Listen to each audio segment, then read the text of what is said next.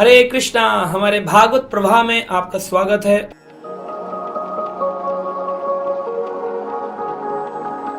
और आज हम सुन रहे हैं श्रीमद् भागवतम के स्कंद 3 के अध्याय 21 के बारे में।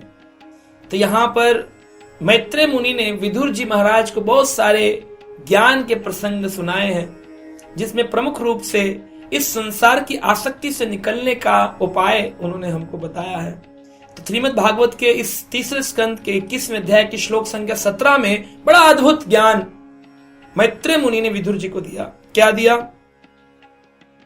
लोकांश्च लोकनुगतं पशूनश्च हित्वा शतास्ते चरणात् पत्रम् परस्परं त्वद गुणवाद सिधु पीयूष निरुपितः देह धर्मा। बहुत सुंदर बात यहां पर करी गई है। लोकांश्च लोक अनुगतान पशुनश्च। लोकान यानी कि इस लोक में रहने वाले लोग, लोकांश्च लोक अनुगतः, एक लोक में रहने वाले व्यक्ति को दूसरे लोक के लोग अनुगत यानी उसका पालन करते हैं। एक व्यक्ति अगर गलत काम करेगा तो 10 व्यक्ति गलत काम करेंगे।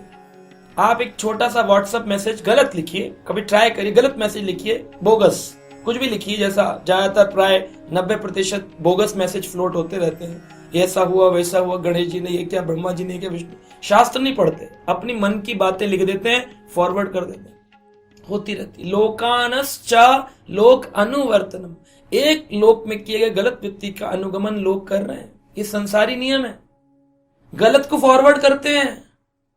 शराब की दुकान पर भीड़ लगा के लोग पीने जाते हैं, और दूध जो अच्छी चीज है उसको घर घर जाकर भटक भटक कर बांटना पड़ता है। लोक में लोग गलत चीजों को ही अपनाने में आनंद महसूस करते हैं। लोकांश्च लोक अनुगतान पशुनश्च, पशु के जैसा जीवन कर लिया है। कैसा जीवन है पशु का? आहार, निद्रा, भय, मैथुन, बस खा लो। आप देखो, ऑफिस हो, पार्टी कब होगी, बर्थडे हो, पार्टी कहां दे रहे हो, एनिवर्सरी, पार्टी कहां दे रहे हो, घर बना, पार्टी कहां दे रहे हो, कुछ भी कर लो, खा लो बस।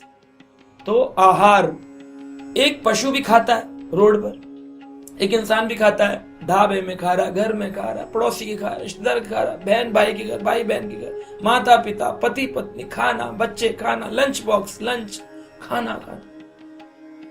मानते हैं कि खाने के बिना जीवन मुश्किल है। अन्नाद भवति भूतानि, संसार में जितने जीव हैं ये अन्न पर आश्रित है। पर ऐसा नहीं कि बस लोकानश्च लोकानुगतान पशुनश्च, पशु जैसे बन गए आहार के कारण। 5 स्टार में खाएंगे, आज कहां खाने चलें, चलो कुछ बाहर खा लेते हैं, बहुत दिन हो गए, खाना पीना बस खाते रहो। आहार, निद्रा, सोने के लिए, और ये बहुत दिन हो गए, मंडे से संडे नौकरी कर, सैटरडे नौकरी कर ली, संडे सोऊंगा, 10 घंटे सोऊंगा, 11 बजे उठूंगा, 12 बजे उठूंगा। अरे इंसान हो ना, रोज उठते हो, आज क्या उठने, और एक्स्ट्रा रिलैक्स करेंगे तो रोज रात को नहीं सोते थे।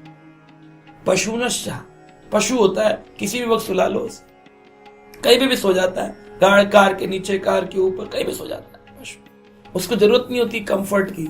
लोग कहीं भी सो जाते हैं, ट्रेन में सोते हुए आएंगे, प्लेन में सोते हुए आएंगे, कहीं पर भी कोई अच्छा कार्य नहीं करते। ठीक है, हो सकता है कोई बीमार हो सकता है, लेकिन जवान स्वस्थ व्यक्ति भी या तो पिक्चर देखते रहेंगे या सोते रहेंगे। आहार, निद्रा, भयभीत रहते हैं हमेशा, हमारे साथ कुछ गलत ना हो जाए, गलत ना हो जाए, इधर लॉस हो जाएगा, क्या होगा, डेथ हो जाएगी, क्या होगा, ये नहीं कर सकते। हाँ ठीक है, हमको प्रोटेक्शन करके चलना चाहिए, गाड़ी के आगे जाके लेट नहीं जाना चाहिए, ट्रेन के आगे मत लेट जाओ, लेकिन कम से कम भयभीत मत रहो, क्योंकि मृत्यु को कोई टाल नहीं सकता, फिर भी भयभीत है। आहार, निद्रा, भय, मैथुन, जीवन का सारा क्या है? बेटा पढ़ ले। क्यों पढ़ेगा ना तो नौकरी लगेगी तो क्या होगा? समाज की सेवा करेगा ना, पैसे कमाएगा, पैसे से क्या होगा? खाना खाएगा, अच्छा, और क्या करूंगा? निद्रा, अच्छे से सोएगा, फ्लैट बनाएगा अपना, आराम से सोएगा, और क्या करेगा? आहार, निद्रा, भय, तेरे पास पैसे वाले होगा तो तेरे पास बहुत सारी जान पहचान होगी, तो तेरा डर कम हो जाएगा। Insurance policy, alarm clock, thieves alarm, burglars alarm, CCTV सब कुछ लगा लेगा तू, पैसा होगा तो तेरा भय कम होगा। और मैथुन बच्चे पैदा करेगा।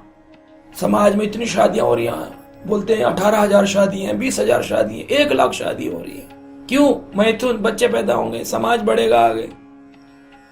क्या हो रहा है? शास्त्र कहते हैं जननी जने तो भक्त जने, या तो भक्त को जनना चाहिए, जननी को। जननी जने तो भक्त जने, या तो जने वो शूरवीर, कोई वीर पुरुष होना चाहिए। जननी जने तो भक्त जने, या तो जने वो शूर, नहीं तो जननी बांझ रहे, क्यों खोती है नूर। वो अपना नूर क्यों खोए अगर वो भक्त पैदा नहीं कर सकते। कितने संसार में शादी, कितने संसार में पॉपुलेशन, कितने लोग भगवान को मान रहे हैं, जान रहे हैं, सब वही आहार, निद्रा, भय, मैथुन, बस। तो ये क्या हो गया? लोकन चा लोक अनुगतम पशुनश्चा, ये बात बताई गई है कि लोग एक दूसरे का अनुगमन कर रहे हैं और कहते हैं हम कौन सा नया कर रहे हैं, वो भी तो यही कर रहा है, वो पशु है तो मैं भी पशु बन जाता हूं। ये कौन सी समझदारी की बात है? तो इस प्रकार से इसमें यह बताया गया। आगे कहते हैं हित्वा श्रुतश्चे चरणार्पितम, जो व्यक्ति भगवान की शरण ग्रहण कर लेता है और भगवान के साथ साथ परस्परम त्वाद गुणावाद सिद्धु, यानी कि जो भगवान के साधु पुरुष भक्त हैं उनसे गुणान वर्णन, भगवान की कथाओं को सुनता है, भगवान की शरण में चला जाता है, उसे क्या प्राप्त होता है? पीयूष। उस व्यक्ति को पीयूष यानी अमृत प्राप्त होता है। पीयूष निरअपितः देह धर्म, वह व्यक्ति अपने जीवन की जिम्मेदारियों को पूर्ण करता है और संसार में लगने वाली जो अग्नि उसको लग रही है ना, जल रहे हैं, द्वेष में जल रहे हैं, क्रोध में जल रहे हैं, मैं बड़ा दुखी हूं, मुझे उसने हर्ट किया, मुझे उसने परेशान किया, मैं बहुत दुखी हूं, मैं जल रहा हूं, ऐसे लोग चिल्ला रहे हैं। भजन भी आया, हम गाते हैं हमारे इस्कॉन मंदिरों में, संसार दावा नल लीड लोका तृणय कारुण घन घनत्वम प्राप्तस्य कल्याणा गुणानवस्य वंदे गुरु श्री चरणारविंदम। संसार में दावा नल यानी कि पेड़ों के झगड़ने से आग उत्पन्न हो गई और उस आग से जल रहा है इंसान, ये शरीर जल रहा है अंदर से, लग रहा है ऊपर से तो टाई सूट वाले बड़े सुंदर हैं, अंदर से जल रहे हैं, आंखों में लाल, एक भय बैठा हुआ है। मेट्रो में जाइए, कार से निकलने वाले लोग थके हुए, आंखों में इतनी थकान, इतनी निराशा, इतना ज्यादा घबराहट, इतना भय क्यों है? कारण क्या है? भगवान के चरण नहीं। संसार दावा नल लीड लोका, आग लगी हुई संसार में, तृणय कारुण घन घनत्वम, जब जंगल में आग लगती है तो बड़े बड़े बारिश करने से, बड़े बड़े पानी छिड़काव करने से कुछ नहीं होता, जब तक घन घनाते घनघोर बादलों की बारिश न हो जंगल की आग रुकती नहीं। प्राप्तस्य कल्याणा गुणानवस्य, केवल गुरु जो भगवान का भक्त है, कृष्ण भक्त है, उस गुरु की शरण में जाने से ही ये शरीर में जलने वाली द्वेष की अग्नि ये शांत हो सकती है। अब कुछ लोग गुरु की शरण में तो चले जाते हैं लेकिन गुरु जी की बात नहीं मानते, गुरु जी कोई दोषी बताते हैं, शांत कैसे होगी अग्नि? कभी अग्नि शांत नहीं हो सकती, कभी शांत नहीं हो।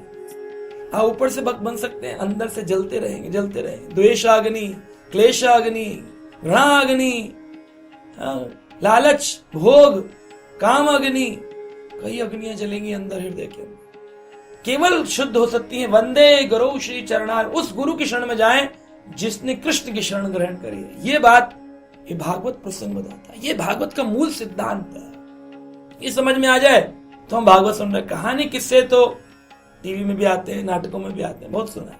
ये असली भागवत आपको यहाँ इस माध्यम से सुना जाए। आशा करते हैं इस कर्दम मुनि के संवाद में, जिसमें उन्होंने 10,000 साल तक तपस्या करी, सरस्वती नदी के किनारे खड़े होकर, और भगवान स्वयं विष्णु शंख चक्र कमल गदा लेकर मुस्कुराते हुए प्रसन्न चित मुद्रा में कौस्तुभ मणि धारण कर, श्रीवत्स चिन्ह धारण कर भगवान प्रकट हुए और कहते, करदम मैं तुम्हारी तपस्याओं से अधिक प्रसन्न हूं, अब समय आया है तुम्हें विवाह करना चाहिए। तो करदम मुनि कहते, नहीं नहीं, मैं विवाह नहीं कर सकता हूं, विवाह तो बंधन कारक है। तो भगवान कहते हैं, विवाह बंधन कारक उस व्यक्ति के लिए है जो लोक का अनुगमन करता है, लेकिन जो साधु पुरुषों की भगवान के शरण में रहता है उसका विवाह बंधन कारक नहीं है, उसका विवाह एक यज्ञ है।